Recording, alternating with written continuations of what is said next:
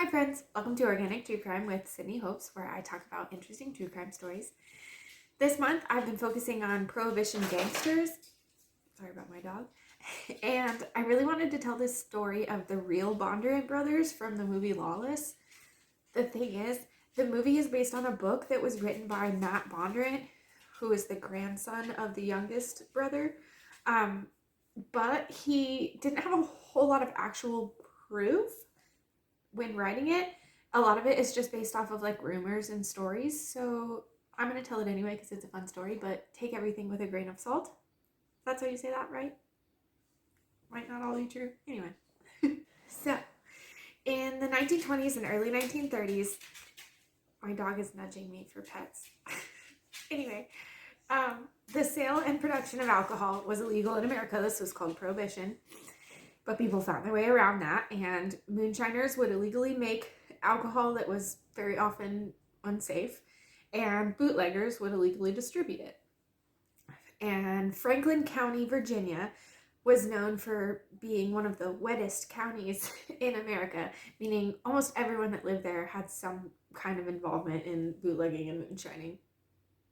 And the Bondurant brothers, Howard, Forrest, and Jack, were pretty important players in the moonshine and bootlegging game at the time in this area. Their early life was kind of tough because the book tells this whole story of the boys losing their mother and two of their sisters to the Spanish lady flu in 1919. But I also found records that said that their mom lived a lot longer than that, so not really sure. But what we do know is the oldest son, Howard,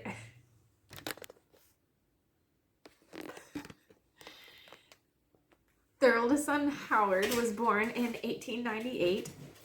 He served some time in the Navy in World War I. And Forrest, the middle child who actually ran most of the businesses, was born in 1901. Sorry, just blanked for a second. And then Jack, who was the youngest, was born in 1910. And their father had a small tobacco farm, according to the book, and they all worked there until eventually getting older and moving out. When the story starts, Howard and Forrest have already moved out and are living on their own. Jack was still at the farm, so he was working both at the farm and with Forrest and Howard. So Forrest Bondurant was quite the businessman. During Prohibition, he owned shares of a restaurant, which he eventually sold and used to buy a gas station. And then he also owned a sawmill company, which is where Howard and Jack worked when they weren't doing bootlegging runs and overseeing moonshining and whatnot. So Forrest used his gas station also to, I think, like store moonshine for runs before they do the runs, and also to sell it out of the gas station for approved people, you know. Because the gas station was also like it was like a stop, because back then you didn't pump your own gas, you like go in and have a drink or pump your gas, I guess. So in the year 1930, Howard, Forrest, and Jack were making a run with multiple vehicles full of moonshine across the county line when they drove into a police trap. Now, at the time, most areas, especially an area like this, local police were also involved in the moonshine and bootlegging operations, and they were being bribed because they also wanted to drink moonshine, you know? So they just kind of let stuff like this happen. But apparently the boys were stopped and told that they could still take some across the county line, but they couldn't take 3 whole vehicles full. That was too much. And the boys didn't agree with that. They said they wanted to take all of their vehicles full of moonshine, sir. And it ended up in a shootout between the Bondurant boys and the police. All 3 of the boys did survive. However, Forrest was shot in the stomach and Jack was shot under the arm. And as the story goes, Matt Bondurant, the man who wrote the book about the Bondurant brothers, decided or was inspired by his family knew that his grandfather had some kind of involvement in moonshining back in the day, but they had no idea how involved he was until Matt's father somehow uncovered a bunch of newspaper clippings about the shooting, and they asked Jack about it, Jack Bondurant, and who was, I think, 80 at the time when they found these, and he just said, "Oh yeah," and lifted his shirt and showed them the bullet wound scar. And that was it. That was all he was willing to share about that story. And then he ended up passing away a few years after that. And Matt Bondurant decided to look into his grandfather's past and learn more and write this story. So after this, where most of the story takes place, Prohibition was over, so alcohol was legal again, but people that had been making moonshine the whole time didn't want to all of a sudden start having to like pay taxes and follow regulations. They just wanted to keep their stills the way they were and keep doing what they were doing, you know? Which obviously isn't going to work out. And also at this time, the federal government had decided to get involved and try and make sure all the people that were breaking Prohibition laws during Prohibition still had to be accountable for that because it was a law at the time. So in 1935, there was a trial of 31 men and women who had violated Prohibition laws.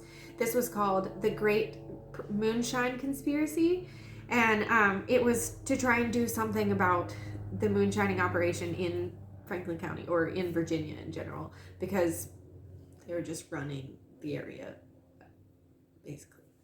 Okay, so the book tells the story of after the shooting, the boys, along with every other moonshiner and bootlegger in the area, were approached by a man named Charlie Rakes, who was a police marshal at the time, and he offered protection from the law for a fee, and Forrest refused. A lot of the other moonshiners and bootleggers in the area agreed and figured it was easier just to pay him and then be left alone and to continue doing what they were doing. But there were still some that decided, that were inspired by Forrest and decided to keep going because they hadn't had to pay anyone before. Why should they now? You know. But sometime after this, the Bondurant boys all started meeting some trouble. And in one incident, so this gets me. This we know, we don't know how exactly it happened, but we do know that it did in some way happen. It was true.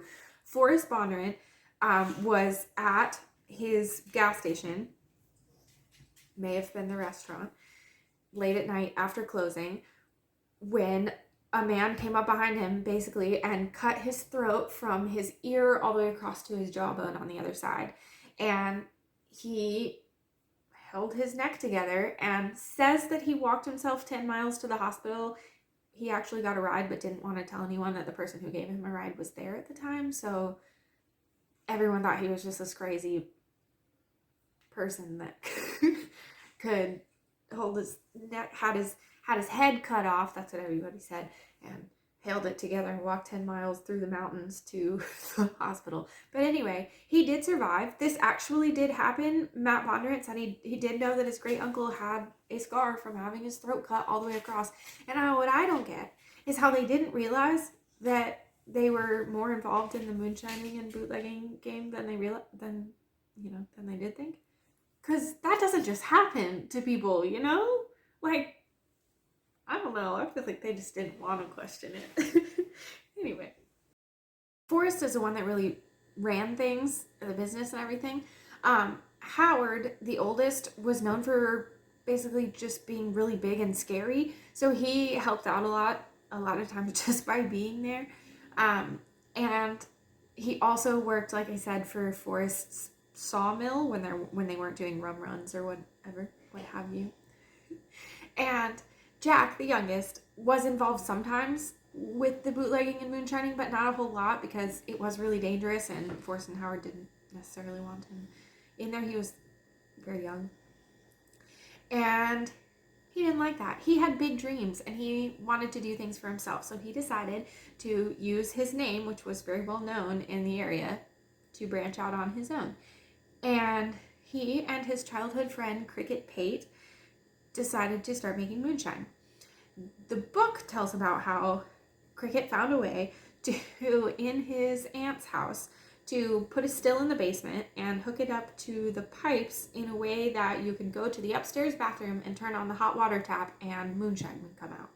And they came up with a whole system where people would come in with an empty bottle and they would say a code, and then they would go to the bathroom and fill up their bottle by turning on the hot water tap, and then go home and pay for whatever size bottle they brought with them.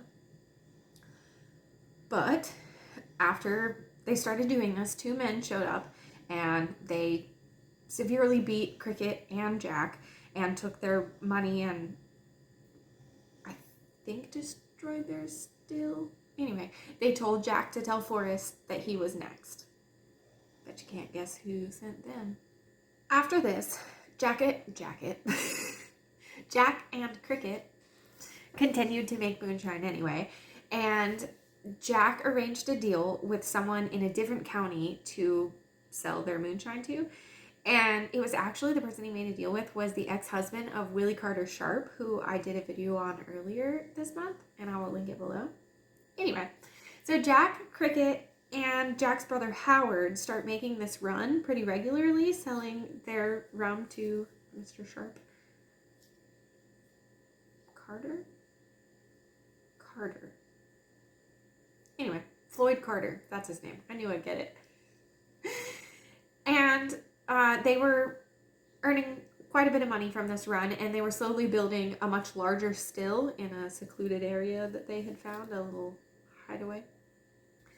Howard, Jack, and Cricket did eventually build this larger still, and they invested a lot of their money in this because it was really big and could make a lot of moonshine at once, and they would be able to do larger deals. Unfortunately, the still was discovered by Charlie Rakes and his men, and it was destroyed. And when they showed up, all 3 boys were there at the time, and they all just kind of dispersed and had their own troubles getting out, you know. And eventually, Jack and Howard met up again, but Cricket never did.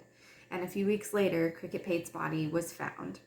And it was ruled as an accidental drowning, which everyone knew was not true, but I'm not quite sure what the truth actually was, because some places say that he died from suffocation, and it was thought that he somehow did it to himself.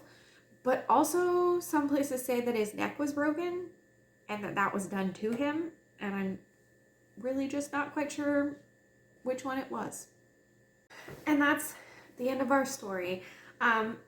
Howard, Jack, and Forrest all eventually quit selling moonshine and did actual things with their lives. They all were married and started having children during the time of our story, but they continued to. And they all lived for quite a while after. Forrest died at age 64. He got kind of drunk and went outside in the winter and fell in a frozen lake, and then got out and caught pneumonia and died from that. And then 3 years later, Howard passed away at the age of 71. And Jack lived until he was 83. He died in the year 2000. And that's the Bondurant brothers, the somewhat cruel story of the Bondurant brothers. I thought it would be fun to do because I enjoyed the movie and the book, but it wasn't, it's not easy. I don't know how much of what I said is actually true and actually happened, but like I said, it's a good story. You should read it. Anyway, I'll see you next month for a whole new theme. Can't wait. Bye.